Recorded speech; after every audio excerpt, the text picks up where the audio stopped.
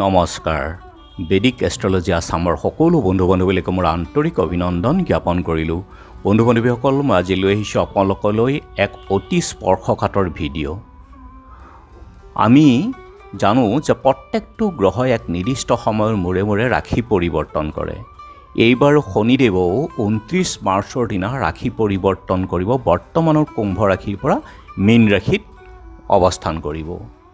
আৰু ইতিমধ্যে ৰাহুৱে মীন ৰাশিত যোৱা 1.5 বছৰ ধৰি অৱস্থান কৰি আছে। ৰাহু আৰু শনিৰ এই যুতি কেতিয়াও শুভ মনা নহয়। নানান প্ৰাকৃতিক দুৰ্যোগ, ৰোগ, ব্যাধি আৰু আৰ্থিক মন্দতা সৃষ্টি কৰে। শনি 29 মাৰ্চৰ দিনা যেতিয়াই ৰাশি পৰিৱৰ্তন কৰিব, সেইদিনাখন আছে সূৰ্যগ্ৰহণো। আৰু মীন ৰাশিত এই গোচৰ কৰিব। মীন ৰাশিতে সেইদিনাখন 6টা গ্ৰহৰো যুতি হ'ব।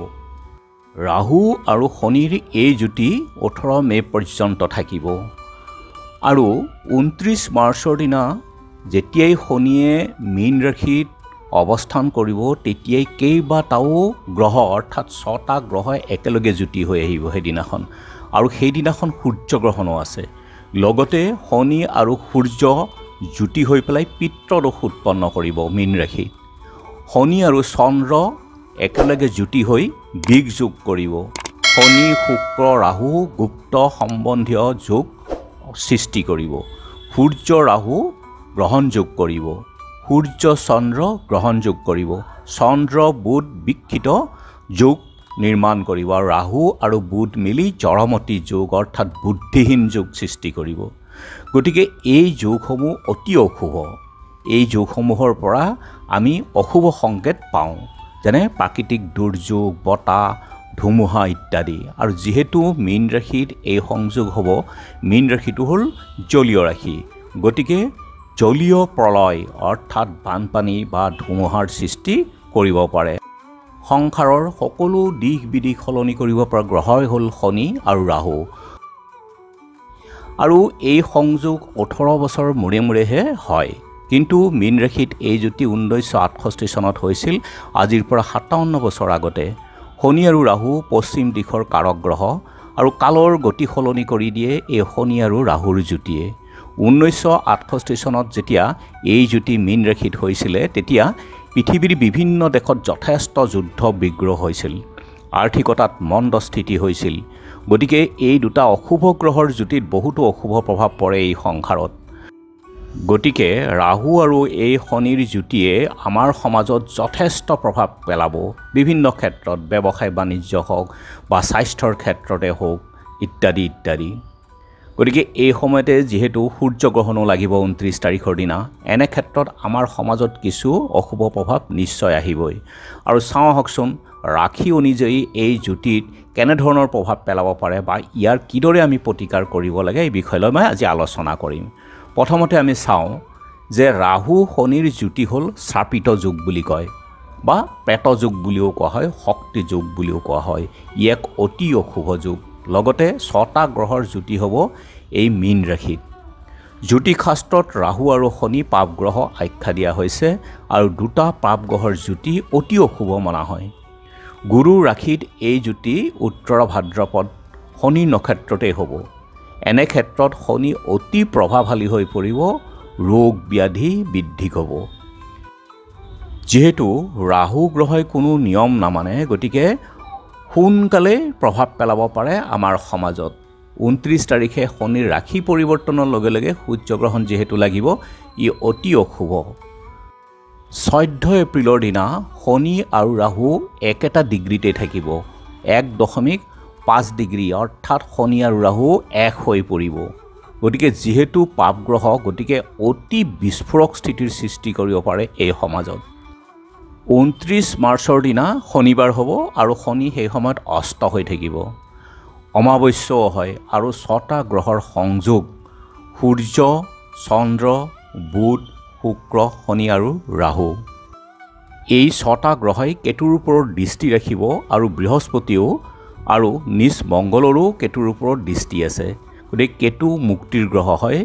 যিহেতু কেতুৰ ওপৰত এই 6টা গ্ৰহৰ দৃষ্টি থাকিব, কেতুৱে সকলোকে বিচ্ছেদ অৰ্থাৎ বিলীন কৰাৰ ইচ্ছা শক্তি থাকে। কেতুৱে বিচ্ছেদ কৰে, বিলীন কৰে, মিলাই দিয়ে সকলো ক্ষেত্ৰত। এনেধৰণৰ গ্ৰহৰ সংযোগ বিৰল 2019 চনত এনেধৰণৰ সংযোগ হৈছিলে আৰু তেতিয়াই কোভিড আৰম্ভ হৈছিল 1962 চনত হৈছিলে চীন ভাৰতৰ যুদ্ধ হৈছিল এনে সমস্যাৰ পৰা ৰক্ষা পাবলৈ হলে মংগল সবল হ'ব লাগিব কাৰণ মংগলৰ পৰাক্ৰমৰ গ্ৰহ কিন্তু এই সময়ত মংগলো বক্ৰী হৈ মিথুন ৰাশিত আছে 3 এপ্ৰিলৰ পৰা কৰ্কট ৰাশিত ৰাশি পৰিৱৰ্তন কৰি হ'ব কিন্তু মংগল নিচস্ত হৈ পৰিব অৰ্থাৎ দুৰ্বল হ'ব গতিকে মংগলৰ পৰা আমি কোনো সহায় পোৱা নাযাব মংগলে কোনো ৰক্ষা কৰিব নোৱাৰে এই গ্ৰহৰ জ্যোতিৰ অশুভ প্ৰভাৱ ইফালে বুধ বুদ্ধিৰ কাৰক আৰু বুধো নিচ হৈ থাকিব গতিকে বুদ্ধিৰ কোনো উপায় পোৱা নাযাব গতিকে মীন ৰাশিত বুধ নিচ হৈ অৱস্থান কৰি আছে আৰু বুদ্ধি নাশ মানে সকলো চেষ্টাই নাশ হ'ব বুধ শনি দুয়ো অস্ত আৰু জ্যোতিষশাস্ত্ৰত অষ্ট গ্ৰহৰ প্ৰভাৱ হানি হয় এই ক্ষেত্ৰত বৃহস্পতিৰ স্থিতি কেনে হয় চাব লাগিব 29 মাৰ্চৰ দিনা শনি মীন ৰাশিত প্ৰৱেশ কৰাৰ লগে লগে তৃতীয় দৃষ্টিৰে শনিয়ে বৃহস্পতিৰ ওপৰত বৰ্তমান বৃষ ৰাশিত আছে বৃহস্পতিৰ ওপৰত দৃষ্টি দিব তৃতীয় দৃষ্টি আৰু শাস্ত্ৰৰ মতে শনিয়ে যেতিয়া বৃহস্পতিৰ ওপৰত দৃষ্টি দিয়ে তেতিয়াহ'লে মানুহক উপায়হীন ধনহীন কৰি তোলে আৰু 29 মাৰ্চৰ পৰা 14 মে পৰ্যন্ত এই শনি দৃষ্টি গুৰুৰ ওপৰত থাকিব আৰু 14 মেত গুৰুৱে ৰাশি পৰিৱৰ্তন কৰি মিথুন ৰাশিত প্ৰৱেশ কৰিব 6টা গ্ৰহৰ এই সংযোগত অতি অশুভ যোগ নিৰ্মাণ হৈছে এতিয়া চাওকচোন 29 মাৰ্চৰ পৰা 18 মে পৰ্যন্ত এই ৰাহু আৰু শনিৰ জ্যোতিত আমাৰ ৰাশিসমূহৰ ওপৰত কেনেধৰণৰ প্ৰভাৱ পেলাব মেষ ৰাশিৰ দ্বাদশ স্থানত এই সংযোগ হ'ব গতিকে কৰ্মক্ষেত্ৰত সাল সলনি হ'ব পাৰে স্থান পৰিৱৰ্তনৰো যোগ ধনৰ খৰচ বেছি হ'ব আৰ্থিক ক্ষেত্ৰত কিছু কষ্ট থাকিব সন্তানৰ ক্ষেত্ৰত কিছু মনোযোগ দিয়ক পঢ়া শুনা ক্ষেত্ৰত ঘৰৰ বাহিৰত অথবা ৰোগ ব্যাধিৰ যোগ আহিব পাৰে সন্তানৰ কাৰণে এই সময়ত আপোনাৰ অহংকাৰ ত্যাগ কৰক বৃষ ৰাশিৰ ক্ষেত্ৰত শাৰীৰিক ক্ষেত্ৰত কিছু বিষ আদি কষ্ট হ'ব পাৰে শনি ৰাহুৰ জ্যোতিত আপোনালোকৰ ক্ষেত্ৰত শুভই আৰ্থিক ক্ষেত্ৰত উন্নতি আৰু যিহেতু আই স্থানত সকলো গ্ৰহই শুভ ফল প্ৰদান কৰে গতিকে এই ক্ষেত্ৰত পাবলগীয়া টকা পইচা ইত্যাদি আপোনালোকে ঘূৰাই পাব আৰু যেহেতু আই স্থানত এই সংযোগ হৈছে আপোনালোকৰ ধনৰ ক্ষেত্ৰত শুভ কৰ্মক্ষেত্ৰত লাভৱান হ'ব পাৰিব কৰ্মক্ষেত্ৰত পৰিৱৰ্তনৰো যোগ আহিব আপোনালোকে ইচ্ছা কৰিলে এই ক্ষেত্ৰত যথেষ্ট সুযোগ লাভ কৰিব পাৰে সকলো ৰৈ থকা কাম পূৰ্ণ হোৱাৰ পথত শনি ৰাহুৰ এই জ্যোতি আপোনালোকৰ ক্ষেত্ৰত শুভ আৰু এটা কথাত গুৰুত্ব দিয়ক যে আনৰ ওপৰত ভৰসা নকৰিব আৰু প্ৰতিদিনে আপোনালোকে শনিৰ মন্ত্ৰ বা হনুমান চালিসা পাঠ কৰি থাকক মিথুন ৰাশিৰ কৰ্মস্থানত এই জ্যোতি এই সংযোগ হ'ব দশম স্থানত এই জ্যোতি গতিকে নতুন সংযোগ কৰ্মসংস্থান সলনি আৰু চাকৰিৰো পৰিৱৰ্তন হোৱাৰ যোগ শনি ৰাহুৰ জ্যোতিত আপোনালোকৰ জীৱনত যথেষ্ট পৰিৱৰ্তন আনিব কৰ্মক্ষেত্ৰত ডাঙৰ পৰিৱৰ্তনৰ যোগ যিসকলে চাকৰি কৰি আছে হয়তো ব্যৱসায়ত আপোনালোকৰ মন আহিব পাৰে মনৰ ইচ্ছা অনুযায়ী বদলিৰ যোগো আহিব কোম্পানীত যিসকলে কাম কৰি আছে তেওঁলোকৰ ক্ষেত্ৰত কোম্পানী সলনি হ'ব পাৰে স্থান পৰিৱৰ্তন হোৱাৰো যোগ আছে আৰু 18 মে পৰ্যন্ত সম্পত্তি লাভ আৰু আপোনালোকৰ ক্ষেত্ৰত দূৰ ভ্ৰমণৰ যোগ আহিব জীৱনত বহুতো ডাঙৰ পৰিৱৰ্তনৰ যোগ শুভ অশুভ প্ৰভাৱ থাকিব আপোনালোকৰ ক্ষেত্ৰত সম্পত্তিজনিত কোৰ্ট মকৰ্দমা আদি যদি চলি আছে তেনে ক্ষেত্ৰত মীমাংসা হ'ব ধৈৰ্য সহকাৰে আপোনালোকে আগবাঢ়ক আৰু পুৰণি ঘৰ যদি মেৰামতি আপোনালোকৰ কাম আছে তেনেহ'লে এই ক্ষেত্ৰত আপোনালোকে আগবাঢ়ক আৰু শনিবাৰে প্ৰত্যেক শনিবাৰে দুখীয়াক কোনো যদি আপোনালোকে খাদ্য দান কৰিব পাৰে তেনেহ'লে আপোনালোকে এই শনিৰ অশুভ প্ৰভাৱৰ পৰা মুক্ত হ'ব পাৰিব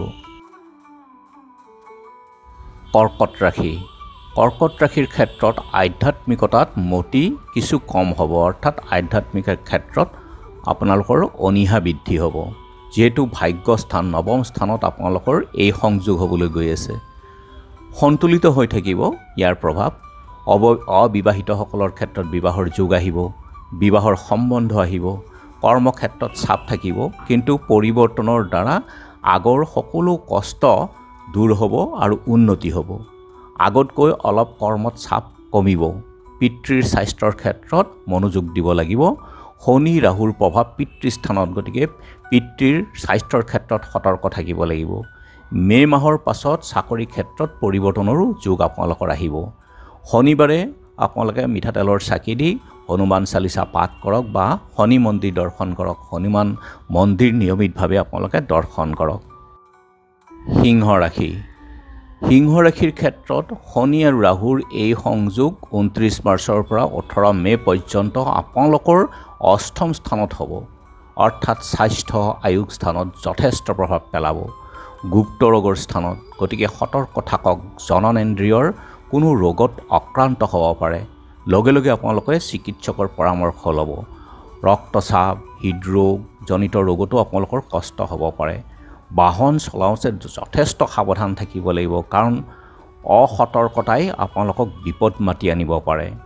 চাকৰি বা কৰ্মক্ষেত্ৰত যিকোনো পৰিকল্পনা কৰিলে তাক আপোনালোকে চাই চিতিহে কৰিব। কোনো ৰিস্ক লৈ পেলাই আপোনালোকে কাম নকৰিব। চাকৰিৰ ক্ষেত্ৰত যদি আপোনালোকে কোনো ঋণ বা লোন লৈ পেলাই কোনো কাম কৰাৰ পৰিকল্পনা কৰিছে, তেনেহ'লে আপোনালোকে সতৰ্ক থাকক, অন্যথাই বিপদত পৰিব পাৰে। সিংহ ৰাশিৰ ক্ষেত্ৰত শনিৰ এই যুতি শুভ মনা নহয়। আপোনালোকে এটা লোহাৰ আঙুঠি মহিলাসকলে মধ্যমা আঙুলি, বাওঁ হাতৰ মধ্যমা আঙুলিত পৰিধান কৰক এটা শনিবাৰে, আৰু পুৰুষসকলে সোঁ হাতৰ মধ্যমা আঙুলিত লোহাৰ আঙুঠি এটা পৰিধান কৰক আৰু নিয়মিতভাৱে হনুমান চালিচা পাঠ কৰক। এতিয়া আহোঁ আমি কন্যা ৰাশিলৈ। কন্যা ৰাশিৰ সপ্তম স্থানত এই যুতি হ'ব, গতিকে পাৰিবাৰিক ক্ষেত্ৰত শুভ মনা নহয়। সন্তানৰ ক্ষেত্ৰতো যথেষ্ট চিন্তা বৃদ্ধি হ'ব পাৰে। বিবাহিত জীৱন বুজাবুজিৰ মাজেৰে আপোনালোকে আগবাঢ়িব লাগিব। কৰ্মক্ষেত্ৰত স্থান পৰিৱৰ্তনৰ যোগ আহিব। অবিবাহিতাসকলৰ ক্ষেত্ৰত বিবাহৰ যোগ। সম্পত্তি কিনা বেচাৰ ক্ষেত্ৰতো যথেষ্ট সুযোগ আহিব আপোনালোকৰ ক্ষেত্ৰত। আপোনালোকে নিয়মিতভাৱে হনুমান মন্দিৰ, শনি মন্দিৰ বা হনুমান চালিচা পাঠ কৰি থাকক। আপোনালোকে এই অশুভ প্ৰভাৱৰ পৰা ৰক্ষা পাব পাৰিব। তুলা ৰাশি। তুলা ৰাশিৰ ক্ষেত্ৰত ষষ্ঠ স্থানত, অৰ্থাৎ চাকৰি ৰোগ স্থানত, অশুভ স্থানত অশুভ গ্ৰহৰ শুভ ফল প্ৰদান কৰে, অৰ্থাৎ অশুভ প্ৰভাৱ কমি যায়। গতিকে এই যুতি কিছু শুভ ফল প্ৰদান কৰিব আপোনালোকৰ ক্ষেত্ৰত। বহুদিনৰ পৰা চলি থকা কষ্টৰ ৰোগ ব্যাধিৰ পৰা আপোনালোকে উপশম পাব। স্বাস্থ্য ধনৰ ক্ষেত্ৰত উন্নত যুগ। আগতকৈ আপোনালোকৰ ভাল হ'ব। পৰিকল্পনাৰ সকলোখিনি সফল হ'ব আৰু অবৈধ প্ৰেম সম্পৰ্কৰ ক্ষেত্ৰত আপোনালোকে সাৱধান থাকক, অন্যথাই আপোনালোকে অপমানিত হ'ব পাৰে। নিয়মিতভাৱে আপোনালোকে হনুমান চালিচা পাঠ কৰক। মিঠাতেলৰ চাকি দি শনি মন্ত্ৰ আপোনালোকে জপ কৰিব পাৰে। মই শেষৰ ফালে শনি মন্ত্ৰটো দিম। এতিয়া আহোঁ বৃশ্চিক ৰাশি। বৃশ্চিক ৰাশিৰ পঞ্চম স্থানত এই যুতি হ'ব। সকলো কামতে সৰু সুৰা বাধাৰ সৃষ্টি কৰিব, কিন্তু যিকোনো বাধাৰ সন্মুখীন হ'লেই কামটো আপোনালোকে এৰি নিদিব। লাগি থাকিলেহে ইয়াৰ ফল পাব, লাভৱান হ'ব পাৰিব। শ্ৰম কিন্তু আপোনালোকৰ বৃদ্ধি হ'ব।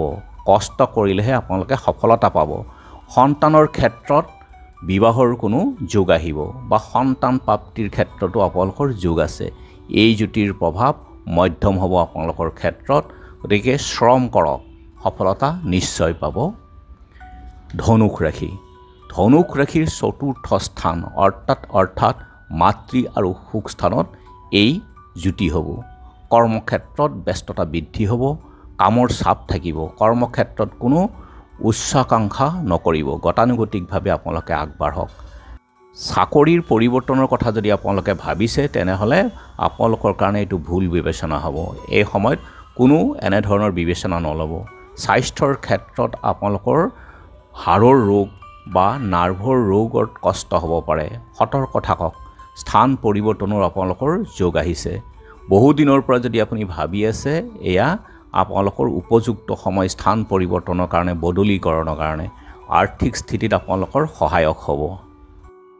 মকৰ ৰাশি। মকৰ ৰাশিৰ তৃতীয় স্থানত, গতিকে এনে ক্ষেত্ৰত আপোনালোকৰ দেখা যায় যে কৰ্মক্ষেত্ৰত আপোনালোকে লাভৱান হ'ব পাৰিব।